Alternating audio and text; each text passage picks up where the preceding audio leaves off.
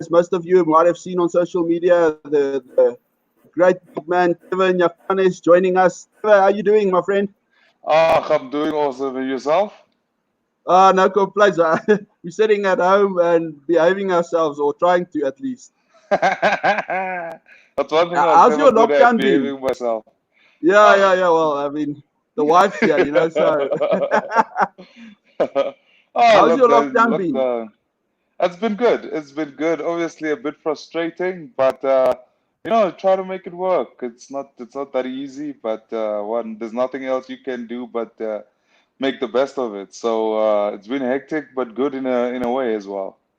And tell me, what is your have you been getting out a bit, or is it just predominantly shopping?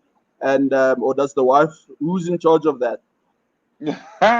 Base, there's the wife that's in charge, and I'm the lucky. I get sent around. So yeah, I'm 99% of the time indoors. Yeah. If I'm a bit outside, is working out or something, but that's even in the garage in anyways. But if I go to the shops, is you just have to check here once in a while on the fridge. There's always a list, then I just grab that and quickly go out and sort a few things out. But mostly locked up here at home. Ish.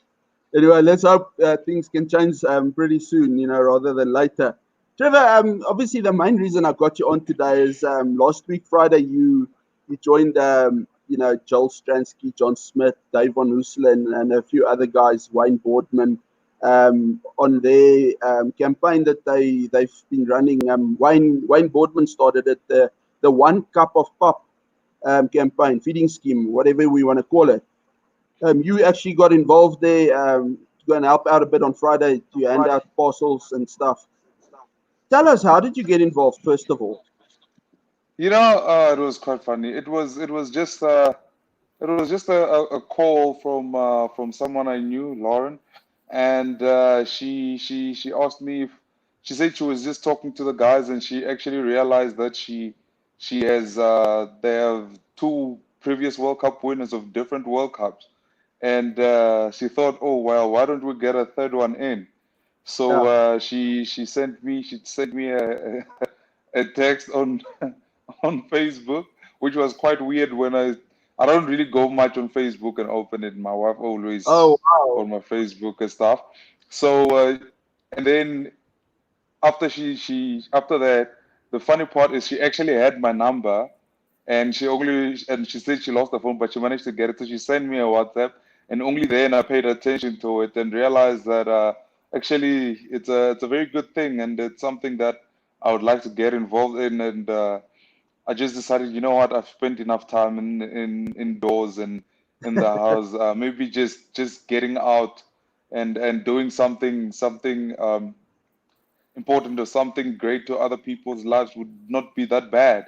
So Yeah. that's when we started talking about it, and then she invited me and said if you won't mind, and I told her definitely it's something I would love to do, just lend a helping hand, even if it's just once, or we can make it longer. So after she told me, I was full on in, and I told her whenever you need me, whenever there's something, then they're like, we might as well just join us and let's do this whole thing. So that's how I came about joining them in doing that. That's great. Tell me, Trevor, I mean, so then you obviously rocked up on Friday and you, I don't know if you expected or if you knew what to expect, but in the sense of that you actually had to do a bit of labor there. It wasn't just a matter of pitching up and showing a face.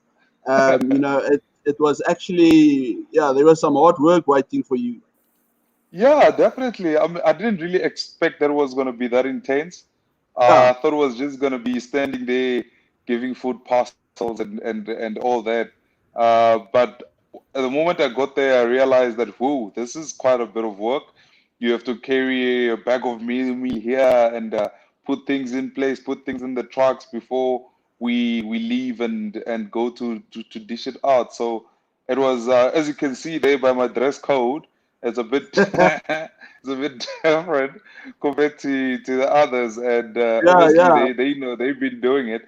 So yeah, it was a bit of labor, but I found it very much fun because Actually, I always gym a bit. I always gym a bit, maybe around about 9 o'clock, 10 o'clock. So I woke up early to do my session, and when I Yes. got there, I told John I might as well just switch my watch on and do this as a session as well because it's a bit taxing. But it Yeah. was really much fun. I really enjoyed.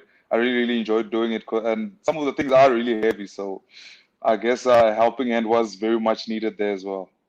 Yeah. Tell me, Trevor, I mean, in general, when you saw all the amounts of people that were coming along, to be, to get some food parcels and stuff, I mean, what was that realization for you about the conditions that's going, that's happening at the moment in South Africa?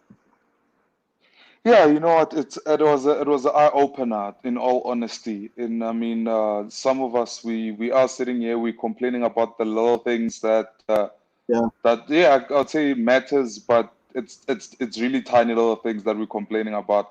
I mean, complaining about just being indoors and not being able to move freely. And Yeah. once I got there, I realized that there's real problems out there compared to what I have. And we privileged enough that the sport that we are in is able to provide for us in whatever way that we want. So in other words, we are comfortable in when you Yeah. look at other people's circumstances. So it was an eye opener for me to get there and understand and see, because you just hear that people are losing jobs and people don't have food and all that, but it's to me it's almost like you hear that there's people that are living with sicknesses. You hear that, yes, there's sicknesses, but you don't really understand what it is. And for me, it was always like that. Yeah, we hear that people are hungry and all that, but Mm. until you get to see it, you realize how privileged you are and how tough this pandemic has been to people. Because I mean, we went to the shelters and there were little kids and families and the elderly, and when we started dishing out the puzzle, you could see how much it actually really means to those people. Because some of them, a bit after before that, they didn't know what they were gonna have to eat. They don't know when the next meal is coming because they can't go out and do much for themselves and try and get a meal or something like that. So for me, it was an eye opener, and it was really an honor and privilege for me to be able to just go out there and give Israel even that little bit that I gave. I hope and I think that it probably made a difference in someone's life. And we also even had like little parcels for little kids as well. I mean, which had baby food and all that. Oh, And wow. you realize that things like that could mean so much to a little kid if you know that they can't work for themselves and all that, Mm. and their parents are being locked down, they can't do anything. So it's difficult. It's difficult to look at a kid and you think, if I didn't do something like this, maybe that kid wouldn't have had anything to eat tonight, or Yeah. whenever, or whatever the case may be. But it was really an eye opener for me, and I came to realize that these little complaints that I'm complaining about are really nothing compared to the other people that are out there and are really affected properly by this pandemic. Tell me, Trevor. I mean, there's quite a few. Sia Kulisi and all of them are currently doing, a lot of this similar kind of work down in the Western Cape. I saw, I think yesterday on Twitter, I saw the Sharks have now also started doing something as well. What have I mean, let's say when you went home on Friday, I mean, you obviously had some time alone in your car. Someone, yeah, a fellow teammate of yours, Lizo Koboka, I mean, he's got a foundation, for instance. I'm not sure if you've got your own foundation or something that you support currently, but did it make you maybe think about it that you should get involved with something or maybe start something yourself? Yeah, definitely. I actually thought of it, and I wanted to speak to my agent about it and see if we Yeah. can also set something up. And because I mean, this is at this point in time, it's not a competition to see Yes. who has a foundation, who doesn't have it. It's all about just going out there and helping. So yes, it's something that I want to do, but obviously I need to talk to the right people, my people, Yeah. to set it up and get it going. But with that being said, so if as we can, it's not done yet. So wherever I feel like I can lend a hand, I'll always do it with open arms and open heart. So yeah, Yeah, I did see, and I think the guys are really, really, really doing some great work out there. Where I mean, the Kuboka, C and them, and I've seen Elton as well, and on some social media, and I saw also the Bulls had something I think was with yes, Vode. So I think it's really amazing for them to just offer their time, even though we know that now everyone is locked up in their houses. Some it's just to be for them to go out there and reach out to people and try to get whatever donations they can get, just so that they can go and help out, help the communities around here, because it's really tough, and there's people that are really struggling. So I commend those guys, and I say it's a job well done. May they continue doing what they're doing, and may the Lord bless them more and more, and so that they can go out there and lend a hand to the people that are really in need. yeah. I mean, what's another great initiative that's obviously just started now is also with your Rugby World Cup group. I mean, the Springboks have launched this campaign that they each of the players. I don't know if you are specifically involved, but I'm sure you are. Everybody's giving something away over, I think, a number of 44 days or something. I'm proud to say that I've bought 10 tickets, so hopefully I'll win something, Awesome, whatever awesome. it may be. It doesn't matter if it's a pair of socks or anything. And even if there's nothing to win, so what? It's going for a great cause. And yeah, like you say, I mean, hats off, and a big, commendation to everybody that's getting involved. And I like the way you said it. It's not a competition. It's not a popularity thing either.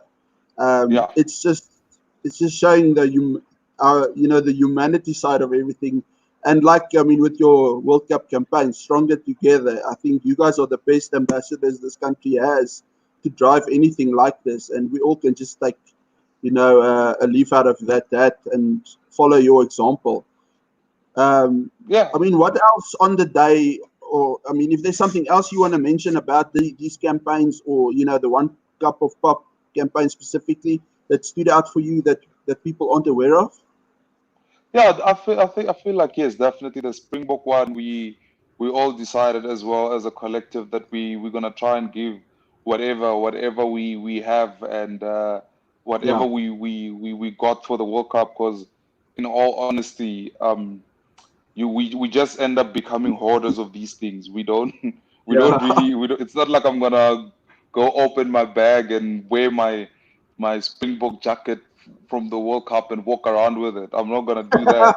And I've seen what happens. I was also fortunate enough to be in the 2015 World Cup, and in all yes, honesty, those things are still in the bags right now. And I don't really do much with it. I don't think I've opened that bag. The last time I probably opened that bag was when I came back from the World Cup, 2015. So when they came up with something like this, and this was the first time, I think about a week ago, when I opened that bag again. This last year's World Cup, to yeah, say, you yeah, know what, I don't wear these things.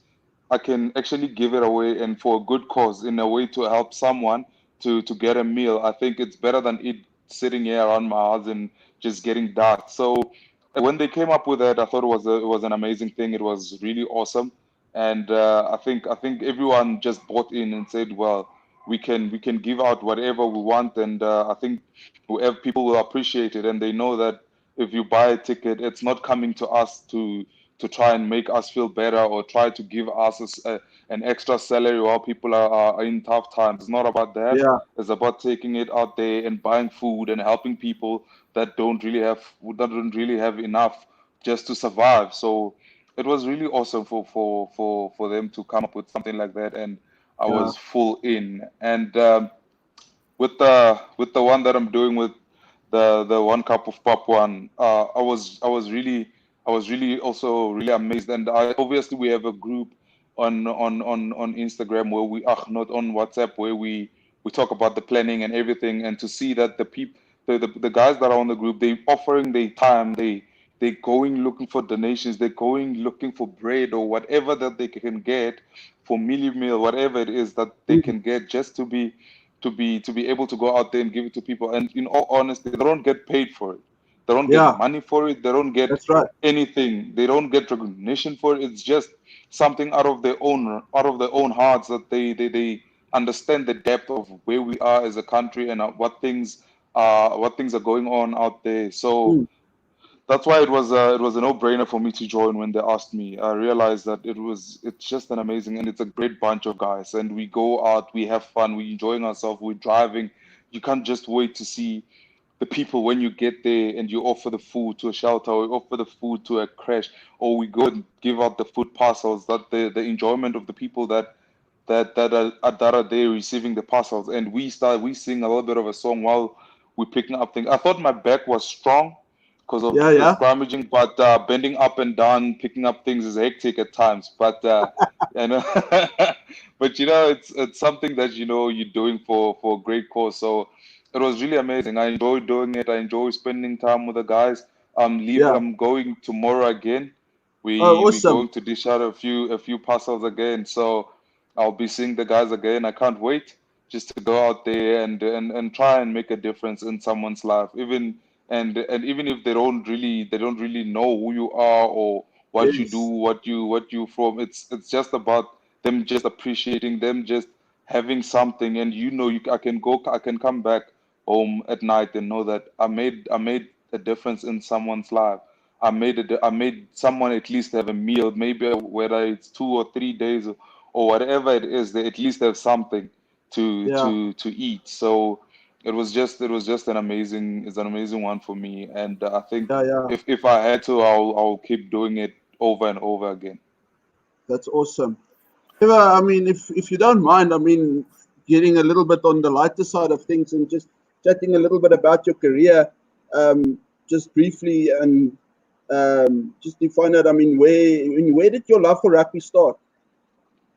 Oh yeah, me, it was back in Gravelot in Limpopo actually. So it was there. I went to a Did you primary see school. something? Did someone tell you about it? How did it come about? Yeah, actually, our principal asked me to play rugby. I watched them play, but it wasn't for me. It wasn't Yeah, yeah. something that I saw myself doing. And Okay. obviously, it was a very tiny school in primary, and we didn't have enough boys to play rugby. So he just tried, and I think obviously he had the love for the sport. So he just asked around, and he just asked the boys, "Can you just play?" And you know how we sometimes you think, this is not for me. I'd rather play soccer or whatever. So when he asked me, it took a bit of time, but Yeah. eventually he managed to get me onto the field. So from there on, I think it was just for fun. I think I was around about 11 years old, Okay. and when I start, yeah, it was for fun. I just played because they asked me, and some of my friends were joining, so I thought, you know what, let me just join and play. And Yeah. halfway through the year, I made the Limpopo side under 13. Oh wow. Then I realized, oh, okay, maybe you're not too bad at it, so you Yeah, can you can yeah. maybe it's something. But obviously, at that age, everything is you just play because you enjoy it. Everything you just play Yes. because It's just it about keeps you fun. away. It keeps you away from home. You don't have to go home as early as the other kids. You get to go on trips and you get to travel, even though it was from Palabora to Polokwane, which is about 100 km or so away. To you, it meant so much. You were with your friends. You were Yes. just enjoying, having a good time. I think that's where everything started for me back in primary school in Gravelot School. Yeah. And tell me, Yeah. what position did you start out on? Oh, very interesting. I started out at outside center. Yo, wow. Are you serious? I That is promise you, brilliant. I started out as outside center, and I played a year. Then I moved to inside, and then Okay. fly half. Yeah, I moved inside, then fly half. I didn't get to play nine, Okay. and I played inside center for quite a bit.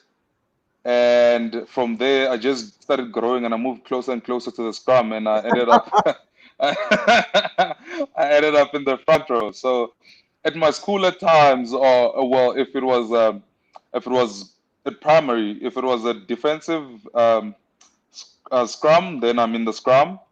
If it's our ball, we attacking, then I'm in the back line. So Oh you wow. always, because Okay. we didn't have, yeah. So I was the ball carrier and the scrummager. So it was it was a bit hectic, Which but obviously you, I mean, yeah, you're still a we ball didn't have carrier enough. these days. On a few good occasions. I mean, there's Yeah, but it, not as it, devastating as it was because there was a little bit of speed back devastating. then, and there was a little bit of Yeah, speed. These days, if I hit a gap, I look sideways trying to see where the fast guys are because I now get caught in the next 10 meters. So back then in yeah, primary, yeah. it was go all the way, but One way. yeah, yeah. So Oh, that's that's how it came brilliant. about. Yeah. Yeah. And then, I mean, yeah, you played under, you said you went, did you play under 13 Craven Week, you mentioned? No, back then it was we had it was not like a province stuff. Okay. When actually it was quite funny because when I was 11 and 12 I made the team. When I was 13 my age, Yeah. then I didn't. My one of my friends made it. Actually my best friend, he's the one that made it. Oh, I didn't make it then, and I was fortunate enough to get a scholarship just to go to Ben Foster in Tanin. that's nice. So when yeah, I got a scholarship to go there. Obviously, it was a bit far from Gravelot, but obviously there was boarding school and all that. So Yeah. that's where I went. I went to high school, and yeah, from there on, it just got better and better. And Yeah. Yeah. obviously, it was still just for fun as well. And Okay. fortunately, when I was 16, then I managed to make a proper Craven week for the first time. So that's when I played my Craven Week when I was 16. And under 16 it was Grand Como then. I think it's still Grand That's Como, I'm right. not sure, John but Como, yeah. yeah, it was Grand Como. That's the under 16 one, and it was a tough tournament. Played against the likes of Cooney and them and Robert Epperson, so it was tough. We were still in Wow, the that's Free great. State. They were still in the Free Yes. State, yes. So I managed to get that one, and obviously when I was 17 and 18, then I played. Under 18 Craven Week for Limpopo as well. For Limpopo Blue Bulls. Yeah, I played for the under 18 one 2 years in a row. Yeah. So tell me, was that where the Free State then spotted you? Because I mean, your first big union was the Cheetahs, if I'm not mistaken. Yes, actually, funny enough, the guy that's coaching us here at the Bulls now as a defense coach was the guy that spotted me. He was in the Free State at that time, Coach Yes. Pine Pinar. So Pointing out. they offered me a contract after that Craven week so that I could go to the Free State, and Yeah. that's how I ended up going to the Free State, and I just liked them because of the way. Actually, I didn't watch much rugby, but when I encountered the Cheetahs at a Craven Yes. week, they were always a formidable side. There was something else, and I really enjoyed watching them and playing against them. And I decided, you know what, let me just go and team up with these guys and see if we can make something out of this. And that's where I ended up in the Free State and ended up playing a few years there. Basically, my Yeah. stepping stone to my career. That's where basically it all started when you talk about professional sport wise. Yeah. Yeah. That's correct. Tell me, how was your first winter in Bloemfontein? Jeez, it was bad. I mean, a boy from Limpopo. I mean, that's where obviously I went to school. I am actually from Pumalanga, born. Yes. It's just that my dad worked in Limpopo, so I lived most of my life in Limpopo, and it's very warm there. It's hot actually. Yeah. Warm Yeah. is an Yeah. understatement. It's hot. So I went to when you go to Bloom, yeah, and Yeah. winter is not that bad in Limpopo. You go to No. Bloom and it's summer and it's very hot, and you're Yeah. thinking, maybe winter's gonna be, similar to home, but geez, it was freezing. Bloom is freezing cold. It was a bit unpleasant for me, but one had to get used to it. It took some time, but I had to get used to that. But it was bad. I really didn't enjoy it. But one went there to do a job, and you just Yeah. have to embrace it and go for it. Yeah. Sorry, I had to ask you that question because I mean I've been to Bloom to watch a few games, and wow, I tell you what, I promised myself I'll never go back there again. I It's mean, ridiculous. it is the most unbelievable. I don't even want to know any place that's colder than Bloom. I'm not even interested to ever And go the there. worst If I thing, get a free ticket Bloom. to Antarctica, I will give it to someone else happily. The worst thing is Bloom is just dry. It's a dry Mm, cold. It yeah, makes it even worse. It's not like maybe you say that it's raining, that's why it's a bit cold, or yeah, it's yeah, dry. The wind is dry. Grass is gray. We where we used to train in winter, they used to draw the lines in blue paint. It wasn't because you wouldn't see the white. yeah, The yeah. grass is so it was intense. But And I mean, I had taking some of my contact, best lives there. yeah, taking Sorry? contact in that, no, I'm saying taking contact in that cold weather must Yeah, is it even was. that's what they call bone Yeah, crunching. yeah. You didn't want to go to training early, like run about 6, 7 o'clock. Nope. You have to wait for the dew to just melt down on the field, and then you can go hit the field. But I had some of my best times in the Free State, so I'll always be grateful and thankful for the opportunities that they gave. Yeah, yeah. And I mean, and then you got an opportunity to play at the Bulls. What made you decide to hit the road? And was it just a matter of a different challenge? Yeah, it was obviously a mixture of things. It was about a matter of a different challenge and just trying to grow as a rugby player, and it made more sense to me that obviously year one had offers to go different places, but this one is one of the biggest unions in world rugby, and you always want to see yourself playing in teams like that, and Yeah. one other thing, it was closer to home. And Yes. at that time, my wife now was still a student at Johannesburg, yeah, UJ. So it was also that part, and knowing that, knowing that, or in a weekend I can decide, you know what, let me just go see the family, and it's a good 5 hours away. But when I was still in 4, 5 hours away, when I was still Yeah. in Bloom, it was almost half a day, or it was long. Mm. Yeah. So Yeah. that played a role, knowing that I'm closer to family, and Bulls were just a union that I thought maybe, you know what, one can have a great future with them, and it was just my time that I felt like, you know what, let me go see what other places can offer, and where I can try and push my career, challenge myself, and push my career even further. Yeah, looking at your stats and going, through your career today, when I was, getting ready to speak to you, I noticed. I mean, you've been playing for the Springboks for 7 years this year already. I mean, since 2013. That's longer than I thought. I actually didn't realize you've been a Springbok that long. I mean, time flies when you're having fun, they normally say. And I mean, it's really, really awesome to know that you've been around for such a long time, and you've reaped some great rewards in that time with the Springboks, especially. But you know what, Trevor? I want to actually ask you something. I mean, looking at your time with the Cheetahs, I think, if the stats are right, you scored 5 tries when you were with the Cheetahs. I mean, you've been with the Mm. Bulls since 2015, and you haven't scored yet. I mean, Trev, I mean, as you can see there in the back, I'm a staunch Bull supporter. We need to talk about this. And what's going on there? Uh, Ah, yeah, true. Been going through. Even the guys always keep on asking me, dude, when we want to see a dance, we want to see yeah, something. That's what you're known for. We yeah, miss that. I'm like, geez, gentlemen. I think in my younger days when I was still at the Free State, I could get around the park. I could get about anywhere I wanted to. So I was yeah, yeah, always in a position. And yeah, with the Bulls, it's a bit tougher. But you know what? It's something. Yes, if I had to get the opportunity, even I think Warwick and Roscoe and them said if and Berger and Johnny Court says if they go over the try line, I must just get close enough. They'll just give me the ball so that I get to score. yeah, So yeah. No, yeah, no.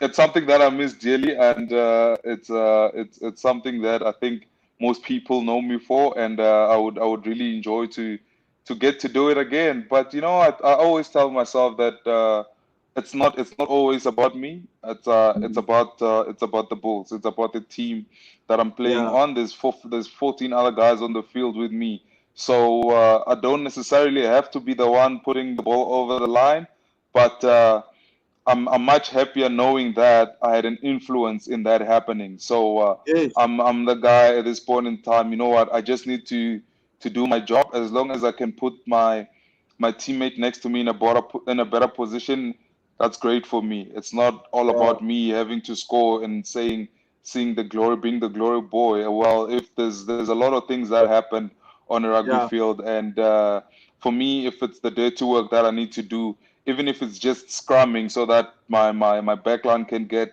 better ball, I'm happy with that because that's basically what I'm on the field for. So Yes. obviously every rugby player would love to score a try, but I would say I would put it like this: I'd rather scrum better and tackle Yeah. defend better than going to score a try. So that's how I see it.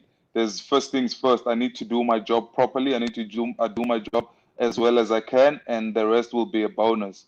So yeah, it gives me great pleasure when I see some of the guys on the outside, the glamour boys, the ones that always look good, the ones with the hair, the back line, go over the try line. It gives me great pleasure, but I know that I have a task at hand and I need to do a job. You know, when I think of it like this, the guy that opened my mind was Coach Dan, who came to the Bulls about a Yes. year ago, That's and right. he called me. Yeah, he called me in, and he's like, you know what? You play rugby? I'm like, yes. He's like, how many guys are on a rugby field at the time when the game is on? I'm like, 15 guys. I was like, how many guys can run with the ball? I'm like, well, all 15. How many can pass? I'm like, probably all of them. He's like, you know, exactly. So I'm going to tell you this once and I'll never repeat it again. I don't care about anything else. There's 14 other players on the field that can run, that can pass, that can tackle, that can do all the things. There's only one player I need that can scrum. Yeah. The Yeah. rest of them can't do what you do. So what I need from you is scrum. Leave the rest Yeah. to the other guys. That's their job. Your job is to make sure that we get that ball in a scrum, and that's all I want from you. And actually, he said it in a very funny way, but I took it to head that you know what, my job as a tight head is if you say tight head, they will tell you that it's a scrumming person. Mm. So I realized that you know what, this is my primary job. This is what I need to do well, and I'll put my energy on that, and everything else will come as a bonus. And that's how I've Yes. always looked at it from then on. Yeah, well, I mean, I think it's fair to say you and Lisa were immense last, in 2019. It was unbelievable, the performances that you two put up, obviously with Skulk Brits there with you. It was just, I think your front row was formidable. And hopefully when we see you guys again, we'll see something new and something special because, I mean, obviously we're seeing all the player movements that are happening and that stuff. And I mean, what does the future for Trevor Nyakane look like? I mean, what are your aspirations? Is there overseas plans maybe in the future? Is South Africa your or are you gonna just stay here? I mean, just tell us something about what do you see in the next 5 years for yourself? Yeah, for me, I think at this point in time, I'm still happy with where I am. And but the way things are going, yes, there's a lot of player movement and all that. I mean, I can't really speak much about that because it's not my Mhm. place. And there's the coaches that do that and they look at things and obviously they have their own way of thinking and the way they looking to take the team forward. And one has to respect that. I Mm. can't really just judge something because of things that are happening right now. You first have to go and play and see what goes on.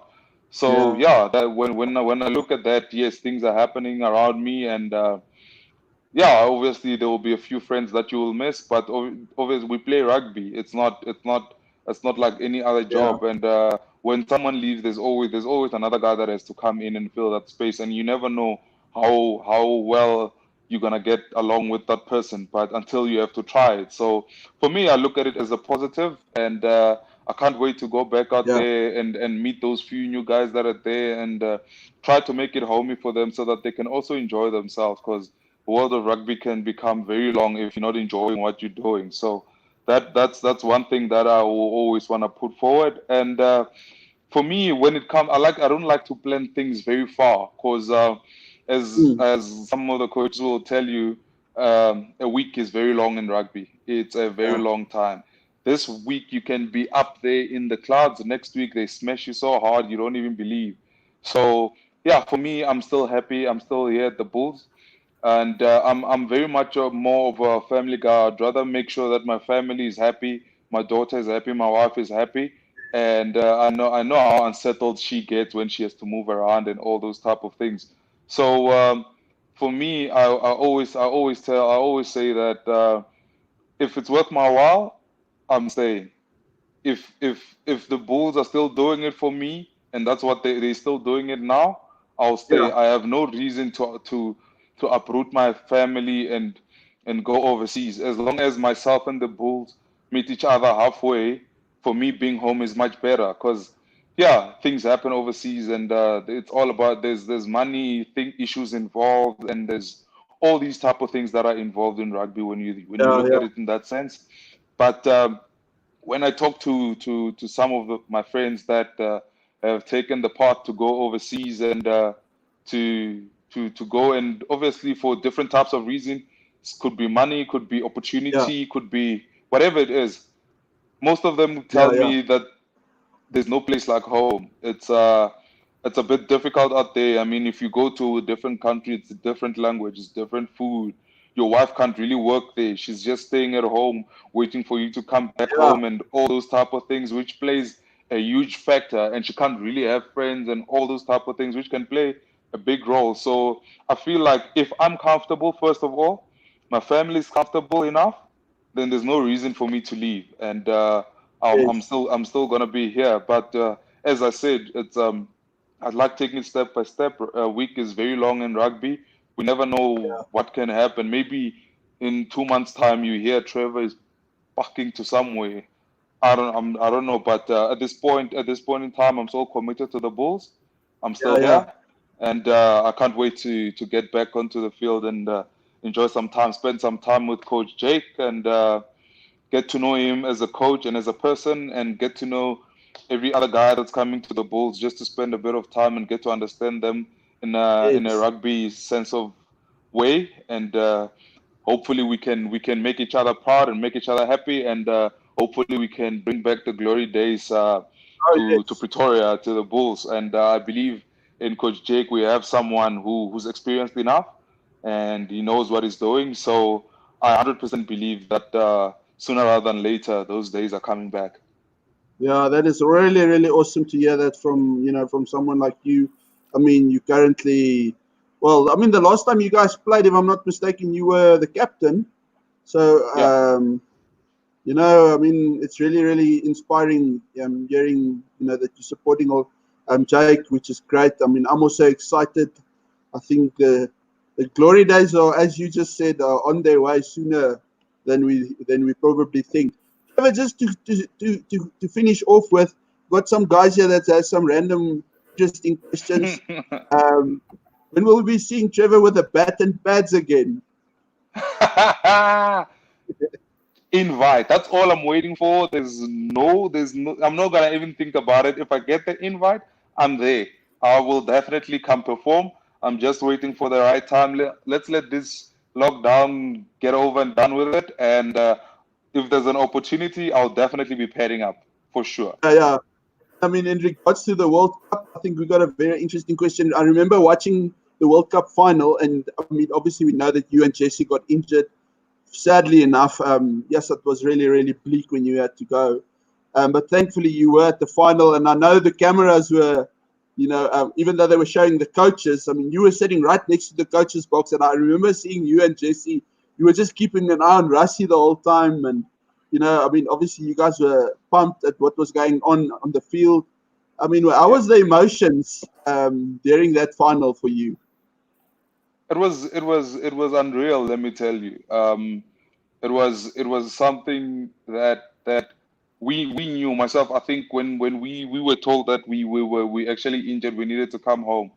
It was very sad, because you know Mm, that the time the time, the sacrifices, the hard yeah, trainings, the bleeding, the sweat that you spent, and sweat and you spent with those guys, just to be able to get onto that flight and go to Japan to represent your country, and when you finally get that opportunity, something like it gets taken away just by something that could happen literally to anyone. So it was a bit sad, but I think the great part of that group, and which I think led to the whole success of it, is of that work in that whole group.